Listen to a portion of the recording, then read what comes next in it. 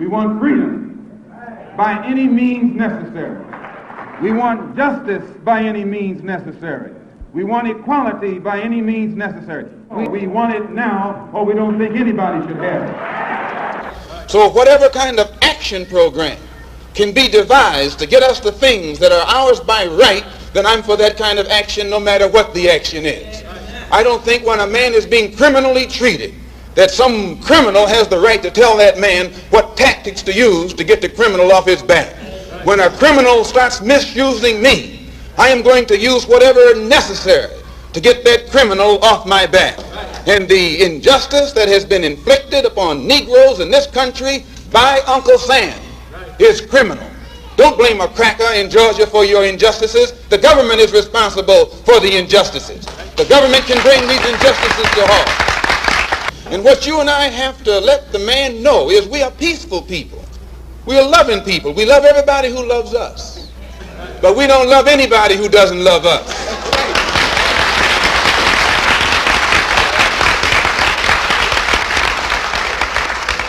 We're nonviolent with people who are nonviolent with us. But we are not nonviolent with anyone who is violent with us. But when someone attacks you, when someone comes at you with a club, when someone comes at you with a rope, when someone comes at you with a gun, despite the fact that you've done nothing, he tells you, suffer peacefully.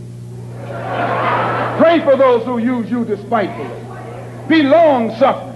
And how long can you suffer after suffering for 400 years?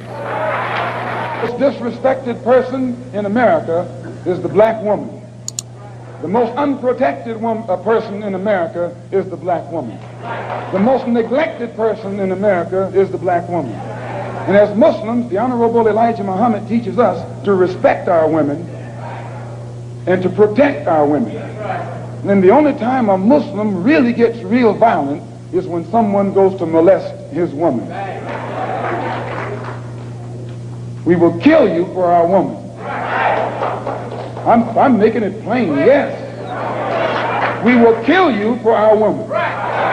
We believe that if the white man will do whatever is necessary to see that his woman gets respect and protection, then you and I will never be recognized as men until we stand up like men and place the same penalty over the head of anyone who puts his filthy hands out to put in the direction of our women.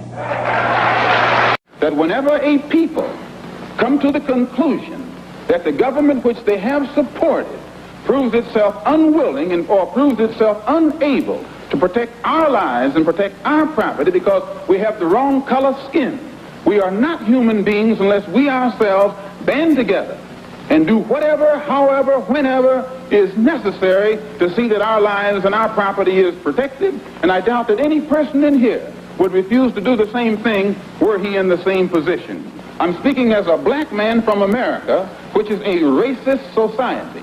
No matter how much you hear it talk about democracy, it's as racist as South Africa or as racist as Portugal or as racist as any other racialist society on this earth. The only difference between it and South Africa preaches separation and practices separation. America preaches integration and practices segregation. This is the only difference. They don't practice what they preach. Whereas South Africa preaches and practices the same thing. I have more respect for a man who lets me know where he stands, even if he's wrong, than the one who comes up like an angel and is nothing but a devil. And the only way we can bring about a change is to talk the kind of language, speak the language that they understand. The racialist never understands a peaceful language. The racialist never understands the nonviolent language. The racialist, he's spoken his language to us for 400 years. We have been the victim of his brutality. We are the ones who face his dogs that tear the flesh from our limbs, only because we want to enforce the Supreme Court decision. We are the ones who have our skulls crushed, not by the Ku Klux Klan, but by policemen, only because we want to enforce what they call the Supreme Court decision. We are the ones upon whom water hoses are turned with pressure so hard that it rips the clothes from our backs. Not men, but the clothes from the backs of women and children. You've seen it yourself. only because we want to enforce what they call the law. Well, anytime you live in a society supposedly based upon law, and it doesn't enforce its own law because the color of a man's skin happens to be wrong, then I say those people are justified to resort to any means necessary to bring about justice where the government can't give them justice. Let us remember that we are not brutalized because we're Baptists. We're not brutalized because we're Methodists. We're not brutalized because we're Muslims. We're not brutalized because we're Catholics. We're brutalized because we are black people in America. They put Moses in jail. They put Daniel in jail. Why, you haven't got a man of God in the Bible that wasn't put to jail when they started speaking out against exploitation and oppression. And once the white public is convinced that most of the Negro community is a criminal element, then this automatically paves the way for the police to move into the Negro community, exercising Gestapo tactics, stopping any black man who is on the sidewalk, whether he is guilty or whether he is innocent, whether he is well-dressed or whether he is poorly dressed, whether he is educated or whether he is dumb, whether he's a Christian or whether he's a Muslim. As long as he is black and a member of the Negro community, the white public thinks that the white policeman is justified in going in there and trampling on that man's civil rights and on that man's human rights. Who taught you to hate the texture of your hair? Who taught you to hate the color of your skin to such extent that you bleach to get like the white man? Who taught you to hate the shape of your nose and the shape of your lips? Who taught you to hate yourself from the top of your head to the soles of your feet? Who taught you to hate your own kind? Who taught you to hate the race that you belong to? So much so that you don't want to be around each other. No, before you come asking Mr. Muhammad, does he teach hate, you should ask yourself who taught you to hate being what God gave you. And I, for one, as a Muslim, believe that the white man is intelligent enough.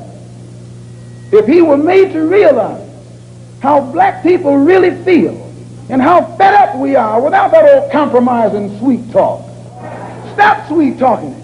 Tell him how you feel. Tell him what kind of hell you've been catching, and let him know that if he's not ready to clean his house up,